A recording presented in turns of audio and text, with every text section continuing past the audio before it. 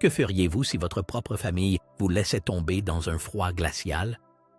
C'est exactement ce qui est arrivé à une grand-mère et sa réaction a stupéfié tout le monde. Restez avec nous pour découvrir comment cette femme âgée a réagi à cette situation déchirante et comment ce tournant inattendu a tout changé. Il faisait très froid à Paris. Dans le minibus, ses petits-enfants, Bastien et Martine, peinaient à dissimuler leur impatience. Le chauffage du véhicule avait du mal à lutter contre le gel hivernal. Bastien, le regard sombre et le visage marqué par l'inquiétude, tambourinait nerveusement sur le volant, son rythme agité trahissant son angoisse. Martine, le regard empreint de culpabilité, fixait le paysage qui défilait, tandis que les lumières de la ville se fondaient en taches jaunâtres dans la nuit brumeuse. Sur la banquette arrière, Lucie sentait le poids de l'âge dans chacun de ses os, dans chaque respiration sifflante s'échappant de ses lèvres gercées. Le manteau léger, offert autrefois par sa fille décédée, ne la protégeait presque pas du vent cinglant qui pénétrait jusqu'à ses os, tandis que des larmes se figeaient sur son visage. À chaque carreau du minibus, sa terreur grandissait, et la douleur oppressante dans sa poitrine devenait de plus en plus insupportable. « Mamie, nous devons aller en centre-ville pour régler quelques affaires. Nous t'emmenons faire un petit tour. »« Qu'en dis-tu » lança Bastien. Lucie tenta de sourire, mais son cœur était lourd. Quelque chose n'allait pas. Elle ressentait la tension ambiante, le regard fuyant de Bastien et l'anxiété tremblante de Martine. Pourtant, l'idée de voir l'animation de la ville l'emplissait d'une légère joie. Pendant que Lucie admirait les rues illuminées, Bastien et Martine échangeaient des regards inquiets. Martine mordillait nerveusement sa lèvre inférieure. « Tu es sûr que c'est la meilleure solution, Bastien ?» chuchota-t-elle, la peur dans la voix. « Nous n'avons pas le choix. » Martine répondit Bastien sombrement. « Tu sais bien que nous ne pouvons plus nous occuper d'elle. C'est le mieux pour tout le monde. » Martine acquiesça, les larmes au bord des yeux. Elle savait que son frère avait raison, mais la culpabilité lui nouait l'estomac. Voir Lucie, toujours si prévenante, désormais brisée et vulnérable sur la banquette arrière, était presque insoutenable. Le minibus bifurqua dans une ruelle sombre et déserte. Les ombres de la nuit se refermèrent sur eux comme un rideau menaçant. Bastien coupa le moteur. Le silence fut rompu seulement par la respiration sifflante de Lucie. « Nous sommes arrivés », Mamie annonça Bastien en ouvrant la porte. Lucie regarda dehors, déconcertée. « Où sommes-nous, mon chéri ?» demanda-t-elle d'une voix tremblante. Bastien sortit du véhicule, puis sortit la valise de Lucie du coffre. « On te laisse ici, Mamie. Tu peux prendre le bus pour te rendre dans un foyer d'accueil. Nous avons laissé de l'argent pour le ticket dans ton sac. » Sous les pieds de Lucie, le sol semblait se dérober. « Un foyer d'accueil? Quel foyer d'accueil? » interrogea-t-elle, la voix brisée par la panique. Bastien évitait son regard, débitant ses explications d'une voix mécanique. « Un foyer pour personnes âgées, Mamie. Tu y seras entre de bonnes mains. On prendra soin de toi. » Lucie agrippa le bras de son petit-fils, s'y accrochant désespérément. « Non, je vous en prie, ne me laissez pas ici. Je promets de ne pas vous être un fardeau. Je peux aider à la maison, faire la cuisine, m'occuper du jardin. » Martine fondit en larmes, des torrents de tristesse inondant son visage pâle. « Bastien, je t'en supplie, » balbutia-t-elle.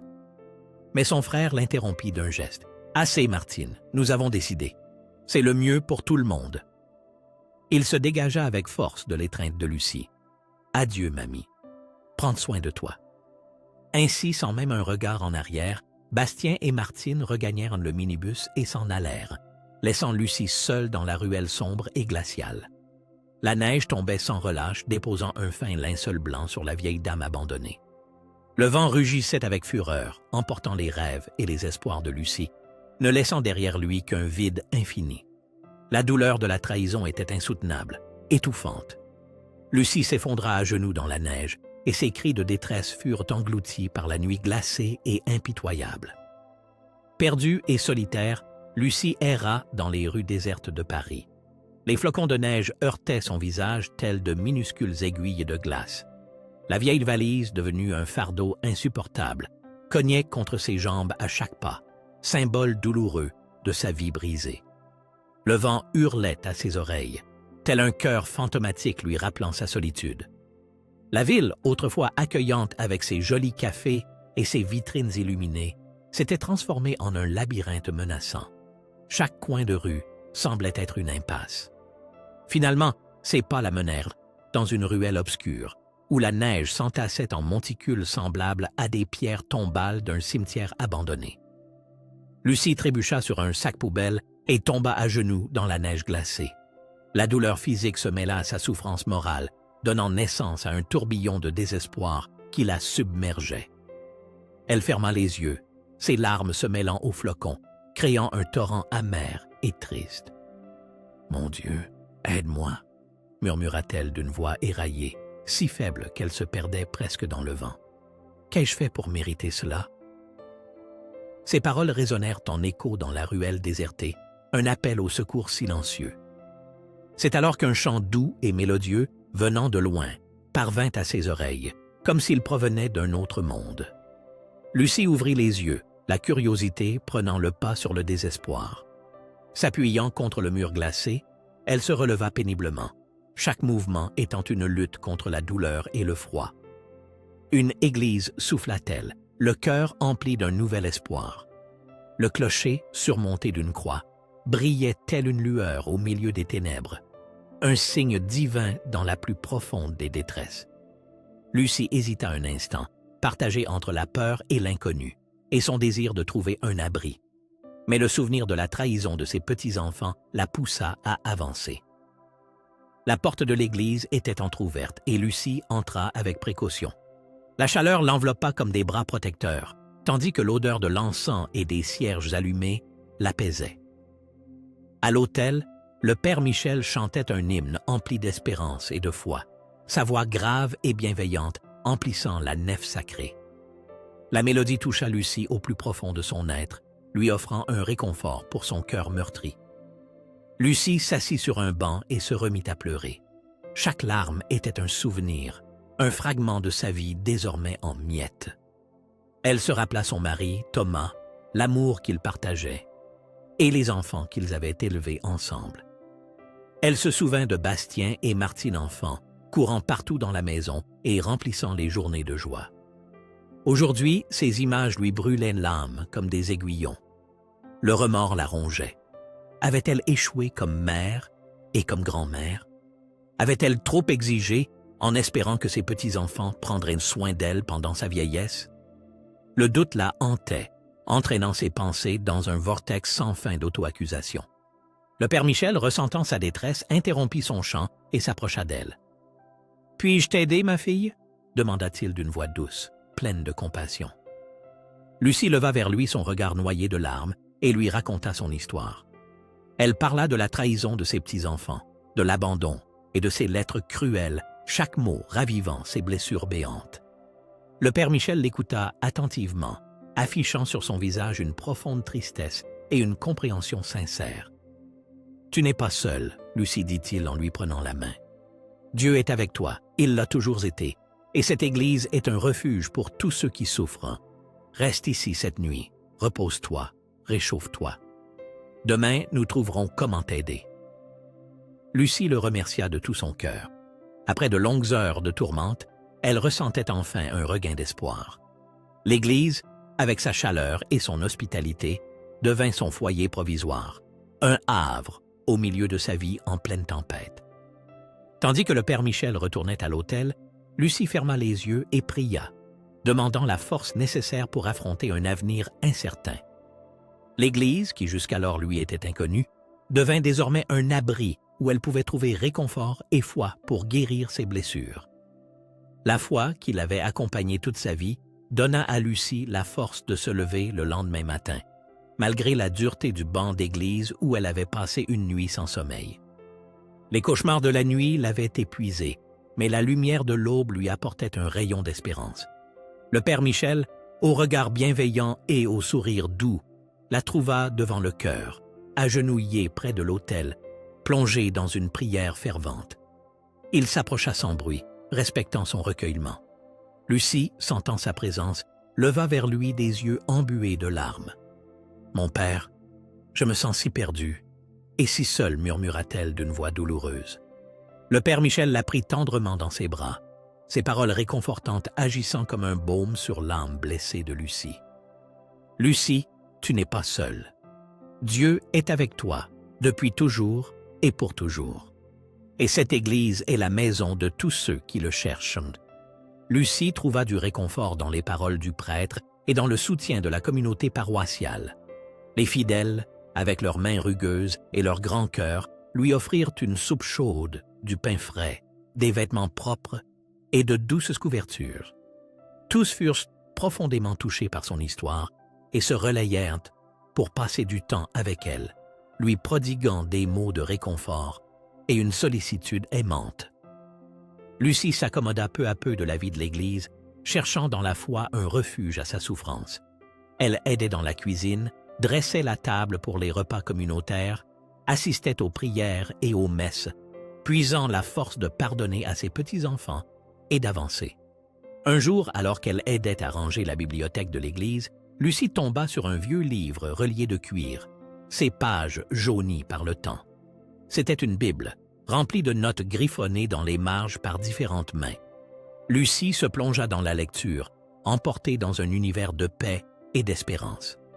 Les récits de l'Ancien et du Nouveau Testament, faits de souffrance et de rédemption, résonnaient avec son propre destin.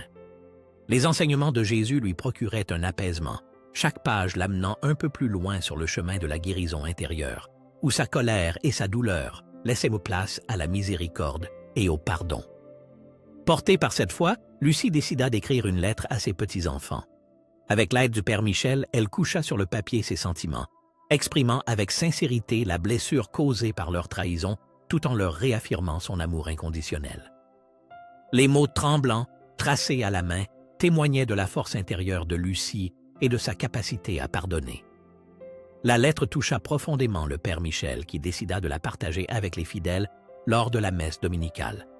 Quand il la lut à l'Assemblée, les paroles résonnèrent entre les murs, atteignant le cœur de chacun. Les mots de Lucie, imprégnés d'une vive émotion et d'une grande sincérité, suscitèrent une compassion et solidarité. Son histoire se répandit comme une traînée de poudre dans la communauté et ne tarda pas à parvenir aux oreilles de Bastien et Martine. Le sentiment de honte et de culpabilité les rongeait. Tandis que Lucie reprenait des forces jour après jour, grâce à sa foi et au soutien de l'Assemblée bienveillante, la graine du pardon était déjà semée dans son cœur. Lucie espérait qu'un jour, cette graine germerait aussi dans le cœur de Bastien et Martine. Les semaines passèrent et l'histoire de Lucie gagna en notoriété. Les médias s'y intéressèrent, touchés par le récit poignant de cette grand-mère abandonnée qui avait trouvé refuge dans sa foi. Très vite, elle devint presque une célébrité, invitée à de nombreuses interviews et émissions de télévision, tandis qu'affluaient des lettres de soutien du monde entier. Bien que Lucie fût encore fragile, une nouvelle lueur brillait dans ses yeux. Sa gentillesse, son pardon et sa détermination à se relever touchaient le cœur de nombreuses personnes. Des dons commencèrent alors à arriver, émanant de gens émus par son histoire, souhaitant l'aider à démarrer une nouvelle vie. Un jour, dans l'effervescence générale, une voiture se gara devant l'église. Bastien et Martine en descendirent, accompagnés d'un avocat en costume-cravate. Lucie, qui aidait dans la cuisine, sentit son cœur se serrer en les voyant. « Mamie !» s'écria Martine en courant vers Lucie pour la serrer contre elle. Bastien, plus réservé, la suivit, affichant sur son visage la culpabilité et le regret. Lucie, surprise et troublée, rendit l'étreinte de sa petite fille, mais porta son regard sur Bastien, cherchant la sincérité dans son attitude. « Nous sommes venus te ramener à la maison, » mamie dit Martine d'une voix brisée par l'émotion. « Nous sommes tellement désolés pour ce que nous avons fait. Nous aimerions que tu rentres avec nous. » Lucie se dégagea de l'étreinte, les yeux humides, fixant ses petits-enfants. « Revenir ?» demanda-t-elle difficilement, un ton d'amertume dans la voix. « Dans cette maison d'où vous m'avez chassé ?» Bastien se racla la gorge, sa voix enrouée prenant la parole. « Nous savons que nous avons fait une erreur, mamie, mais nous voulons la réparer. Nous nous inquiétons de te savoir seule ici, alors qu'il y a tant de dons. Nous pensons que tu serais mieux chez nous, et nous pourrions t'aider à gérer tout ça. Ce prêtre, peut-être qu'il a d'autres intentions. » Lucie jeta un coup d'œil à l'avocat qui la dévisageait avec un sourire réservé. « Et vous aussi, maître, vous êtes là pour me venir en aide ?» demanda-t-elle, un brin d'ironie dans la voix. L'avocat s'avança d'un pas, la voix stricte et distante. « Madame Lucie, nous sommes ici pour protéger vos intérêts. Vos petits-enfants craignent que l'on abuse de votre bonne foi. » Lucie sentit un nœud se former dans sa gorge. Elle prit soudain conscience que ses petits-enfants n'étaient pas venus par amour ou par remords sincères, mais sous l'effet de la cupidité. Le déchirement et la colère l'envahirent, mais elle tâcha de se maîtriser. « Merci de votre prévenance, messieurs, dit-elle d'un ton ferme, mais je suis capable de veiller sur moi-même. Quant au père Michel, c'est un homme de Dieu qui m'a accueilli quand j'étais le plus en détresse. Je ne vous permettrai pas de parler de lui de cette manière. » Bastien et Martine, médusés et honteux, la regardaient sans savoir quoi répondre. Leur masque tomba, révélant leurs véritables intentions. Lucie quitta leur côté, la tête haute et le cœur empli d'amertume, pour se réfugier dans les bras consolateurs du père Michel. Quelques minutes plus tard, la voiture repartit en trombe, emmenant les petits-enfants et l'avocat, laissant Lucie avec une seule certitude. Son combat pour préserver sa dignité ne faisait que commencer. La nouvelle ne tarda pas à se répandre que Lucie avait repoussé ses petits-enfants et refusé de rentrer avec eux. Cela ne fit qu'accroître la curiosité des médias et de l'opinion publique. Pris de panique à l'idée de perdre le patrimoine de leur grand-mère, Bastien et Martine, à court d'options, décidèrent de payer. De porter l'affaire devant la justice, prétendant que Lucie n'était plus capable de décider par elle-même et qu'on profitait d'elle. La salle d'audience était comble, l'atmosphère électrique. Lucie, en simple robe bleue et châle au crochet, se tenait fièrement au premier rang, le regard plein de détermination. Ses petits-enfants, Bastien et Martine, accompagnés de leur avocat, siégeaient à la table de la défense, pâles, les yeux rivés au sol, fuyant le regard de leur grand-mère. Le juge, la cinquantaine, les cheveux grisonnants et l'expression sévère, ouvrit la séance. L'avocat de Bastien et Martine prit la parole en premier, cherchant à dépeindre Lucie comme une vieille dame sénile, aisément manipulable, incapable de gérer ses finances. Tordant la réalité, il affirmait que le père Michel et la communauté de l'Église abusaient de la vulnérabilité de Lucie pour en tirer un profit financier.